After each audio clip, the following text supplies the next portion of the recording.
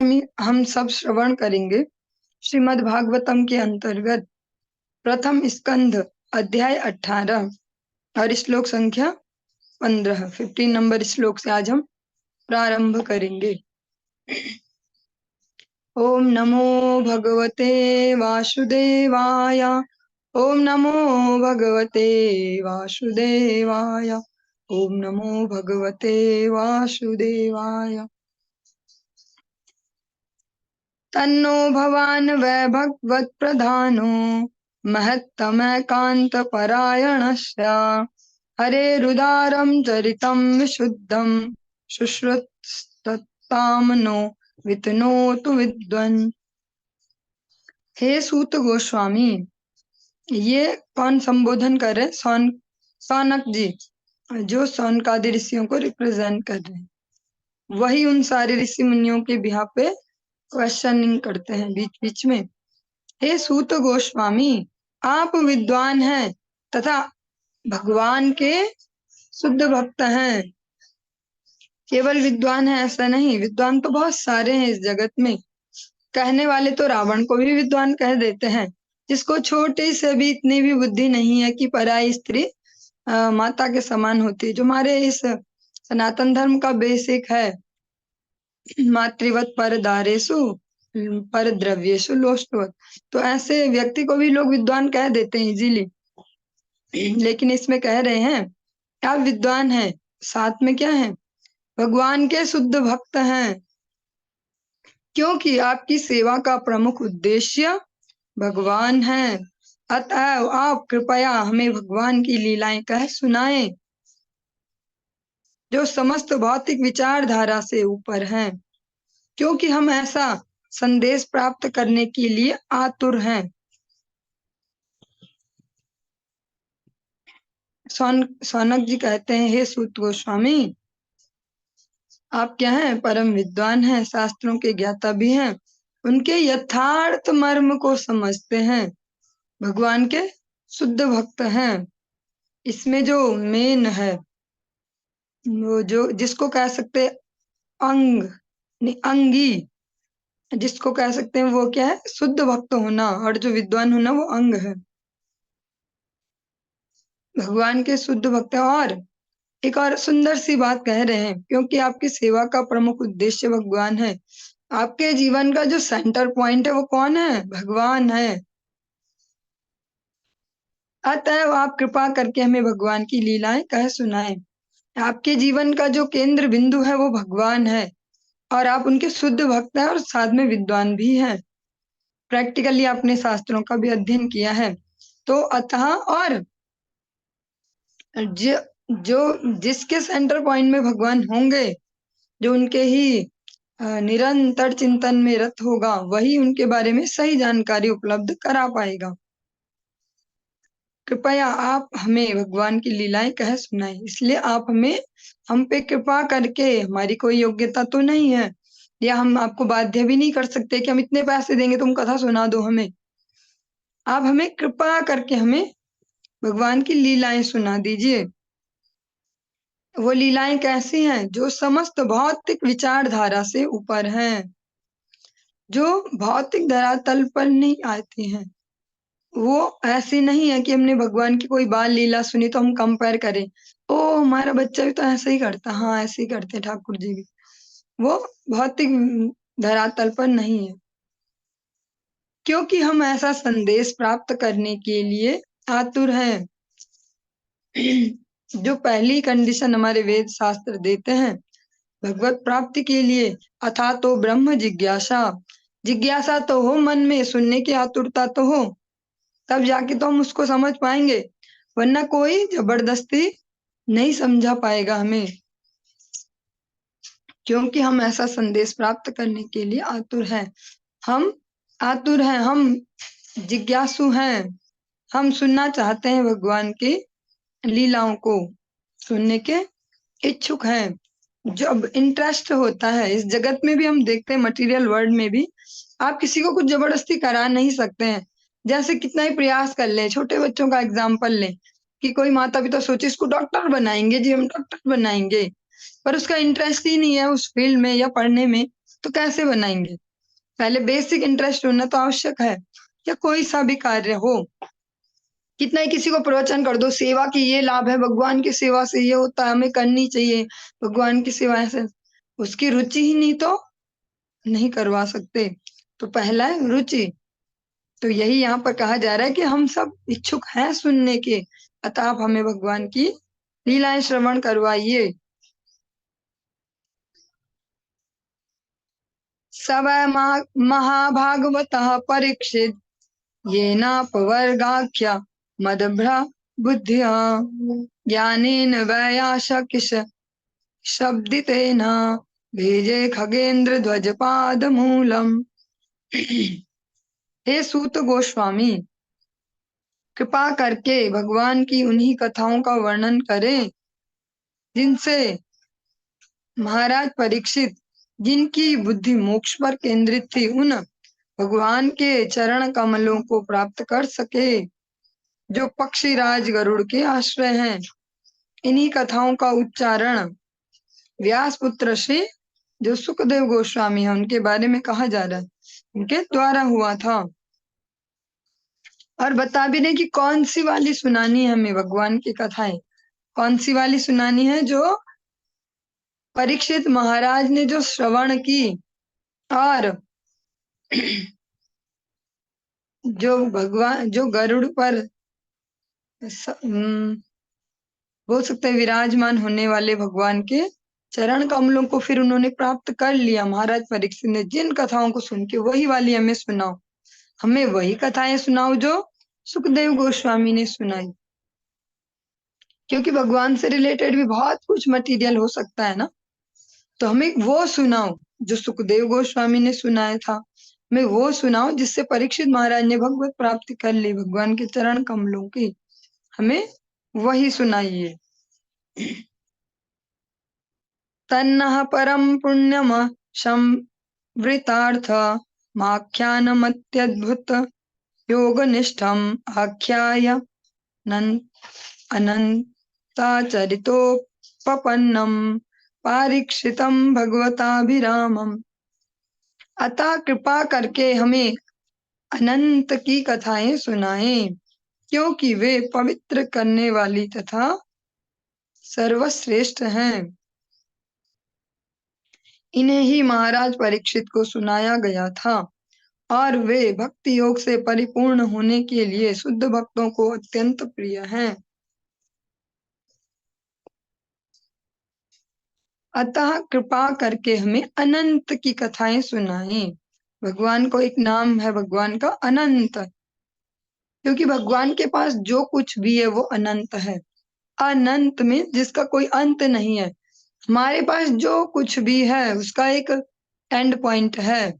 यहाँ तक कि स्वर्ग में भी जो या आ ब्रह्म भुवना लोका, ब्रह्मलोक तक भी जो कुछ भी है उसका भी कोई ना कोई एंड पॉइंट है। भले वो बियॉन्ड अवर इमेजिनेशन है, हमारी कल्पना से परे, पर है तो सही।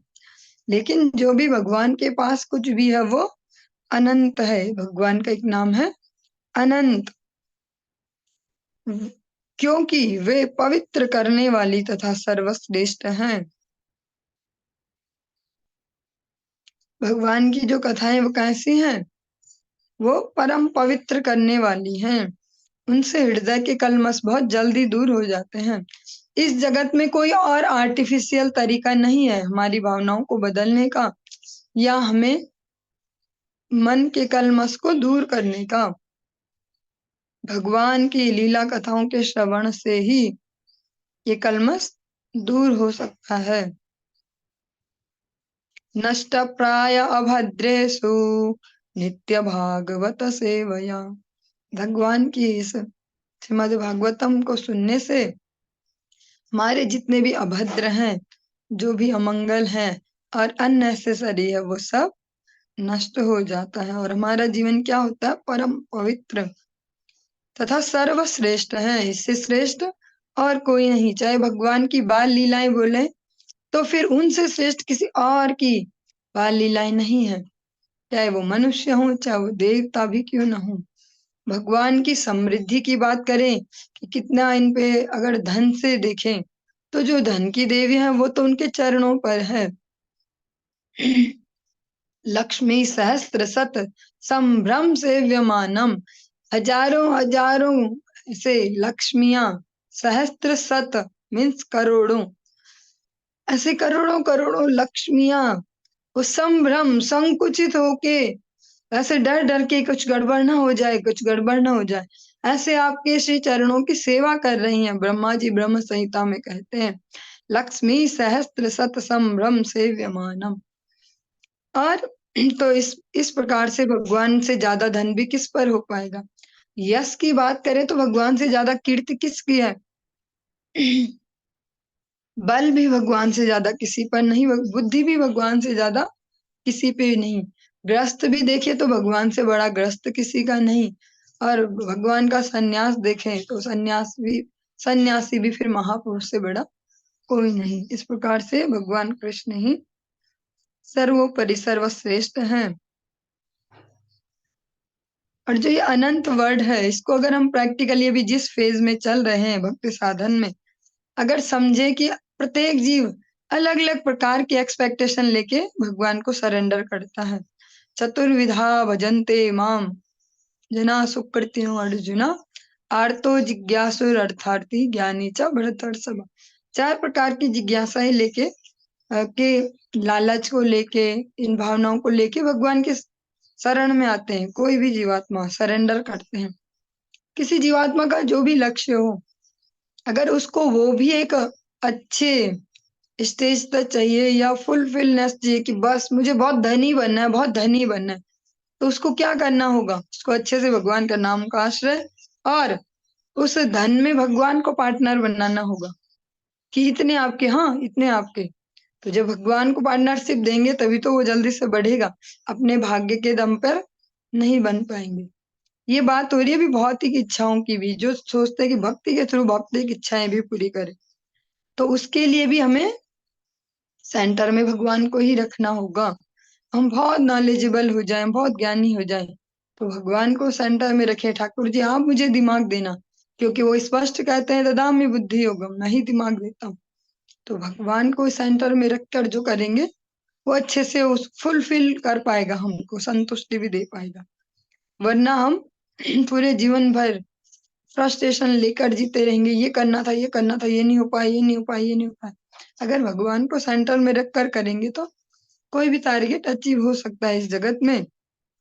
यहाँ तक कह दिया गया महाप्रभु द्वारा सर्वात्म स्नपनम, इसकी जो जो भी इच्छा हो सब पूरी हो जाएगी, और प्रोसेस तो ठीक से फॉलो करनी ही होगी। तो भगवान के पास भी सब अनंत है और वो दे भी सब कुछ अनंत सकते हैं। बस उतना बड़ा हमारे पास थैला होना चाहिए कि हम कलेक्ट कर पाए, ठाकुर जितना कुछ देने वाले हैं, तो उतना बड़ा पात्र होना जरूरी है। इतना बड़ा अगर झोला ना हुआ, बैग ना हुआ तो संभालेंगे कैसे। तो तैयारी करनी है पहले पात्रता के लिए, फिर ठाकुर जी तो 1 सेकंड में ही सब बदल सकते हैं। और बहुतों का बदला है, हम सभी भी अपने जीवन में इसको फील करते ही हैं, अलग अलग जीवन की परिस्थितियों में, कि भगवान कुछ भी कर सकते हैं।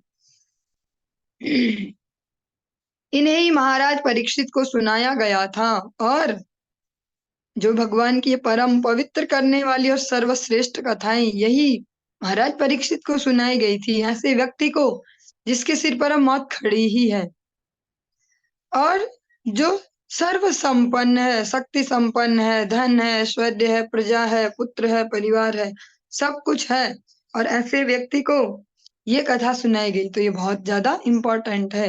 ये किसी रास्ते चलते को नहीं सुनाई गई थी कि ले सुनो सुनो, और विशेष परिस्थिति में सुनाई गई। इतने इतने वहां पर ऋषि मुनि, इतने वृद्ध वृद्ध, करोड़ों अरबों वर्षों वाली, बिना अतिशयोक्ति के कहा जा रहा अरबों वर्षों की आयु वाले भी वहां पर ऋषि मुनि थे। क्योंकि आज की डेट में भी हम देखते हैं, हाँ अच्छा वो 104 साल के हो गए, तो जिस जनरेशन में हमें जन्म मिला, हमें तो ऐसा लग रहा है 100 साल भी बहुत बहुत बड़े हैं ये। हमें तो यही लगता है कि 50 साल शायद हमारी लाइफ होगी, ज्यादा से ज्यादा 55 हो जाएगी, इससे ज्यादा तो एक्सपेक्ट नहीं करते। मैं अपने एज ग्रुप की बात कर रही हूँ, हमसे ऊपर जनरेशन की नहीं। हम सबको यही लगता है कि इस जनरेशन को कि 50 इतना ही हमारा टाइम होगा, तो हमारे लिए तो वो 100 भी बहुत बड़ी बात है। लेकिन 100 भी होते हैं लोग, इससे ऊपर भी जाते हैं। तो ऐसे ही वहां पर जो ऋषि मुनि बैठे हैं, करोड़ों अरबों वर्षों की आयु वाले भी बैठे हैं, बहुत बूढ़े बूढ़े, बहुत ही जिनको बोल सकते हैं वयो वृद्ध ज्ञान वृद्ध, ऐसे ऐसे उस सभा में। और स्पेशली आते हैं एक सुखदेव गोस्वामी, जिनको बाहरी आडंबर से कुछ भी लेना देना नहीं है, जिनके पास बिल्कुल भी एक सेकंड वेस्ट करने को नहीं है, जो एक जगह कभी रुकते ही नहीं है। कहा जाता है जिनके बारे में आप सभी ने इसी भागवतम में श्रवण किया था, जितनी देर में गाय के थनों से दूध निकाला जाता है, इतनी देर से ज्यादा कहीं रुकते नहीं है एक गांव में भी। ऐसे सुखदेव गोस्वामी 7 दिन 7 रात एक जगह रुक कर किसी को कुछ बोलते हैं, तो वो बहुत ज्यादा इंपॉर्टेंस उसकी बढ़ जाती है। हम जैसे अगर 100 साल भी बैठकर बकड़ बकड़ करते रहे मेंढक जैसे टर टर, तो उसकी कोई वैल्यू नहीं। लेकिन जब सुखदेव गोस्वामी कहते हैं, जिनका आचरण ऐसा है, तो फिर उसकी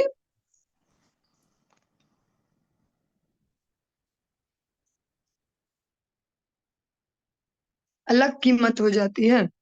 और वे भक्ति योग से परिपूर्ण होने के कारण शुद्ध भक्तों को अत्यंत प्रिय हैं। और जो भगवान की ये कथाएं हैं, ये भक्ति योग से परिपूर्ण है। ज्ञान, कर्म, जप तप, साधन, हठ योग इससे परिपूर्ण नहीं है, भक्ति योग से परिपूर्ण है। इसलिए शुद्ध भक्तों को अत्यंत प्रिय हैं, जिनके जीवन शुद्ध है, भगवान को समर्पित है, ऐसे लोगों को भी जो पसंद है। जिनको गप्पे बिल्कुल पसंद नहीं है, अव्यर्थ कालत्व, ग्राम्य वार्ता ना कही बे ना सुनी बे काने, ऐसे लोगों को जो पसंद है, वो कितनी इंपॉर्टेंट होगी भगवान की कथाएं। जिस प्रकार से अगर हम प्रैक्टिकली देखें, कहा जाता है कि भक्ति श्रेष्ठ है, कि ज्ञान श्रेष्ठ है, कि ये श्रेष्ठ है, लेकिन हम प्रैक्टिकली देखें तो इस युग में प्रैक्टिकली श्रीमद् भागवतम का ही ज्यादा बोलबाला है। भले ही किसी को पता ना हो कि कैसे करवाई जाए, किससे करवाई जाए, लेकिन फिर भी बोलबाला भागवतम का ही है, क्योंकि इसमें भक्ति योग का प्रतिपाद्य किया गया है, भक्ति योग को। तो इसलिए सब साधनों से सबसे ऊपर इस युग में भक्ति योग ही है, जिससे कोई भी प्राणी, मूढ़ से मूढ़ भी, मूर्ख से मूर्ख भी बहुत इजी वे में सबसे उच्च गति को प्राप्त कर सकता है, ऐसा भक्ति योग। सूत उवाच अहो वयं जन्म भृतोद्याः स्म वृद्धानुवृत्त्यापि विलोम जाताः दास्कुल्यमाधिं विधुनोति शीघ्रं महत्तमानाम भिधान योगः। श्री सूत गोस्वामी ने कहा, हे ईश्वर, यद्यपि हम मिश्र संकर जाति में उत्पन्न हैं, फिर भी हमें ज्ञान में उन्नत उन महापुरुषों की सेवा करने तथा उनका अनुगमन करने से ही जन्म अधिकार प्राप्त हो गया। ऐसे महापुरुषों से बातचीत करने से ही मनुष्य निम्न कुल में जन्म होने के कारण उत्पन्न अवगुणों से तुरंत ही निर्मल हो जाता है। बहुत ही सेंसिटिव श्लोक है, प्रयास करेंगे हम इसको समझने का। भगवान की कृपा होगी गुरु वैष्णव की, तो यथार्थ में समझ भी पाएंगे। महाप्रभु कहते हैं कि किवा विप्र किवा न्यासी शूद्र के निर्णय, जय कृष्ण तत्ववेत्ता से ही गुरु है। किसी भी जाति में जन्म ले ले, जो मेरा भक्त है वही गुरु होने के लायक है। सूत गोस्वामी जी भी कुछ इसी प्रकार से कह रहे हैं। जो सूत गोस्वामी हैं, वो ब्राह्मण कुल में उनको जन्म नहीं मिला है, वो एक मिश्र जाति के परिवार में, मिक्स्ड जिसको बोल सकते हैं, संकर और असंस्कृत संस्कार विहीन निम्न कुल में को जन्म मिला था सूत गोस्वामी को, जो इतने सारे ऋषि मुनियों को भी कमांड कर रहे हैं, सबको हरि कथा श्रवण करा रहे हैं, जिनको सबने एक मत से अपने गुरु रूप में भी स्वीकार किया है। वो ये फिर बताने में हिचकते नहीं है कि मैं जन्म से मुझे कोई उच्च वर्ण प्राप्त नहीं हुआ। साथ साथ बता रहे हैं कि कैसे ये भगवान की कथा में अधिकार प्राप्त हुआ है मुझे। जो भगवान के शुद्ध भक्त हैं, उनके अनुगत्य से, भगवान के शुद्ध भक्तों के अनुगत्य से ही हम सब सीमाओं को पार कर भगवत भक्ति में स्थिर हो सकते हैं, वरना बहुत मुश्किल है ये अपने शरीर के जो भी धर्म है, शरीर धर्म जो है उनसे फ्री होके आत्म धर्म में स्थित हो पाना बहुत मुश्किल है।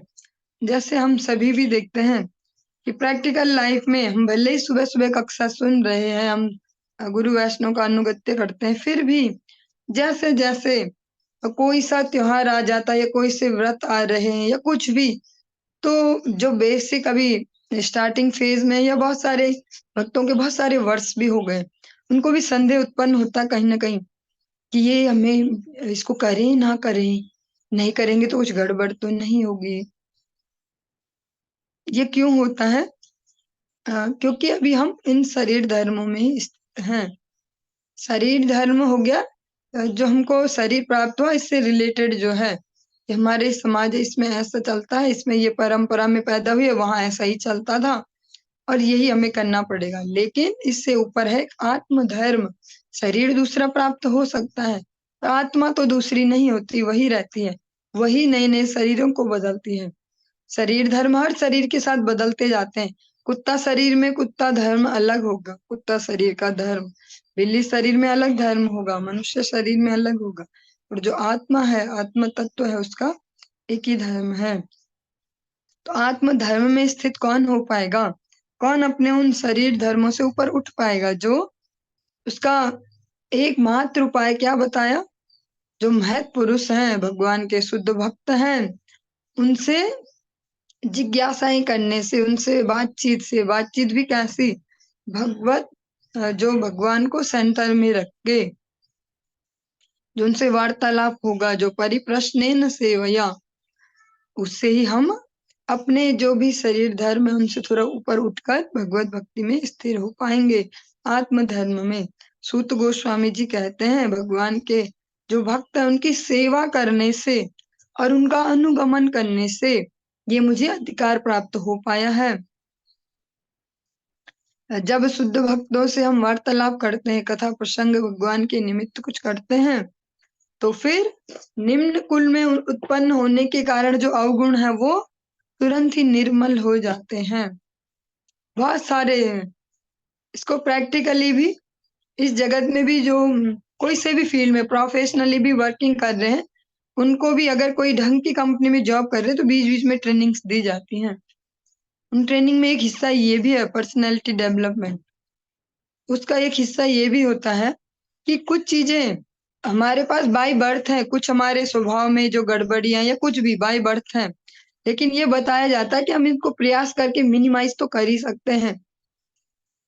तो यही यहाँ पर कहा जा रहा है कि जिस भी जगह हमें जन्म प्राप्त हुआ है, वहां के चाहे वो माता पिता के थ्रू जेनेटिक कुछ हमारे स्वभावगत कुछ समस्याएं हैं या कुछ भी हो सकता है, या जिन कुल परंपराओं में हमें जन्म मिला वहां की परंपराएं इतनी रिजिड हों, भगवत विमुख हों, कुछ भी हो सकता है। जिस समाज में हम आए हैं, जिस परिवार में, जिस मोहल्ले में, जिस देश में हम रह रहे हैं, इसको तो ब्रॉड लेवल पे ही बोला जाएगा, जिस देश में भी, क्योंकि भक्ति केवल भारत देश के लिए नहीं है, प्राणी मात्र के लिए। तो उससे रिलेटेड जो भी हमें दोष मिले हैं वो कैसे दूर होंगे? शुद्ध भक्तों की संगति से। इसका प्रैक्टिकल अगर एग्जाम्पल लें तो आप आज की डेट में देखते हैं, चाहे मायापुर धाम में, वृंदावन धाम में या अलग अलग जगह, जो आपको दिखते हैं कि विदेश, भारत के अतिरिक्त जो अन्य देश है उनसे जो भक्त हैं अलग अलग देशों से, वो भी भक्ति कर पा रहे हैं, उनके भी चित्त निर्मल हो गए हैं, अनुशासन जीवन में आ गया है। वो कैसे आया? जहां उनको जन्म प्राप्त हुआ है वहां तो नॉर्मल है, मीट ईटिंग हो गया, चाहे वाइन ड्रिंकिंग हो गया, या बोल सकते हैं कि अनकंट्रोल्ड वे में जो मेल फीमेल रिलेशनशिप हो गया, ये सब वहां पर नॉर्मल है, वहां कोई पाप नहीं है ऐसे कामों को करना। तो भारत में भी धीरे धीरे यही सभ्यता आने लगी है।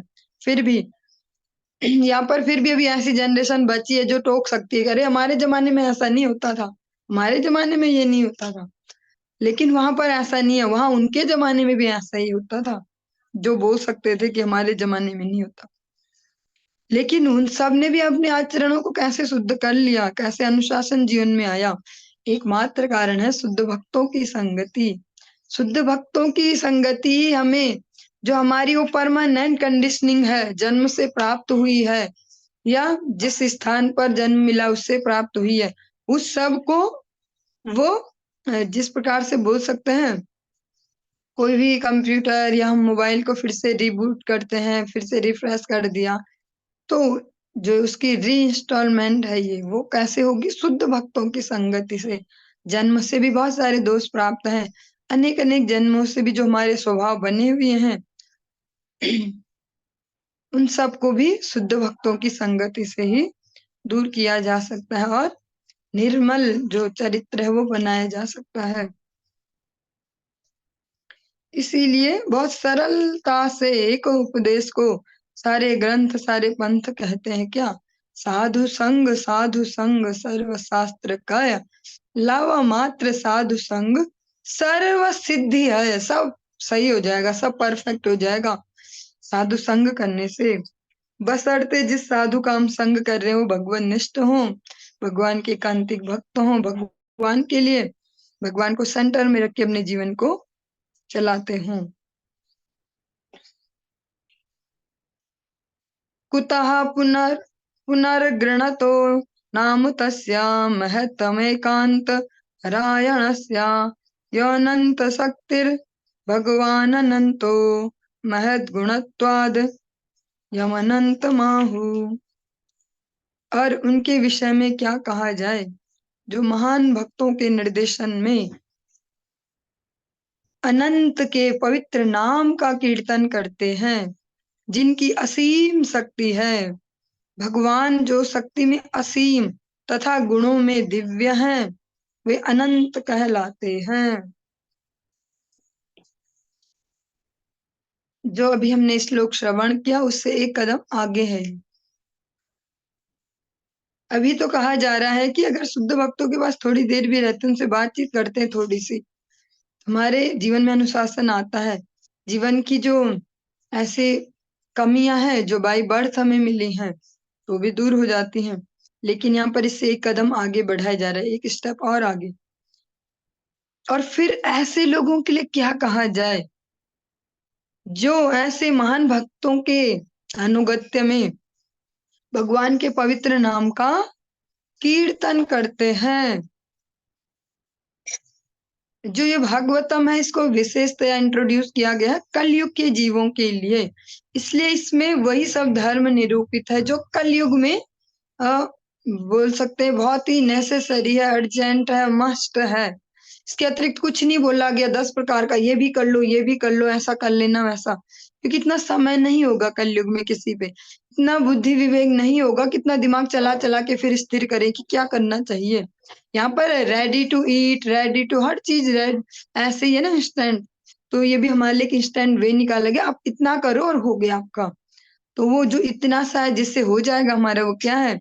शुद्ध भक्तों के निर्देशन में भगवान के पवित्र नाम का कीर्तन, भगवान के मंगलमय नाम का कीर्तन, जिनकी असीम शक्ति है, जो लिमिटलेस पावर है, जिस नाम में नाम नाम कार्य बहुधा निज सर्वशक्ति तत्रार्पिता। कलयुग पावन अवतार श्री चैतन्य महाप्रभु स्वयं कहते हैं शिक्षाष्टकम के 2य श्लोक में, नाम नाम कार्य बहुधा निज सर्वशक्ति तत्रार्पिता। भगवान ने अपने अनेक नाम दे दिए दया करके, और साथ में उन नामों में, उन नामों की जो शक्ति है, निज सर्वशक्ति, अपनी जो संपूर्ण शक्ति है उन नामों की तत्रार्पिता, वहां पर अर्पित कर दी है। तत्रार्पिता, भगवान जो शक्ति में असीम तथा गुणों में दिव्य हैं, और भगवान की जो पावर्स है वो कैसी है? लिमिटलेस, उनकी कोई लिमिट नहीं है कि बस इसके बाद काम नहीं करती हैं। ऐसे हम अनेक अनेक इतिहास श्रवण करते हैं अपने वैदिक साहित्य में, जो अनेक अनेक डिवाइन पर्सनैलिटीज हैं, देवतागण हैं, अनेक अनेक समय पर भगवान से इस प्रकार से भी दिखते हैं लीला में कि युद्ध कर रहे थे, लेकिन भगवान के आगे फिर कोई नहीं टिके। फिर भगवान वहां पे दैन्यता नहीं दिखाएंगे कि हाँ इन्होंने मुझे हरा दिया, क्योंकि भगवान लिमिटलेस हैं तथा गुणों में दिव्य हैं। और उनके गुण कैसे हैं? दिव्य हैं। हम जैसे सांसारिक गुण नहीं है, कि कभी तो हम बहुत दयालु हो जा रहे हैं, जो हमारी पहचान का उसके लिए, जो पहचान करनी है उसके लिए ऐसा ही है, छोड़ो इसको, छोड़ो इसको। तो भगवान के गुण दिव्य हैं, हमारे जैसे मटेरियल नहीं है, इसीलिए वे अनंत कहलाते हैं। भगवान का नाम ही फिर इनफाइनाइट हो गया है। चलिए आज के इस प्रसंग को यहीं पर ही विराम देंगे, आगे कल कंटिन्यू करेंगे। हरे कृष्णा।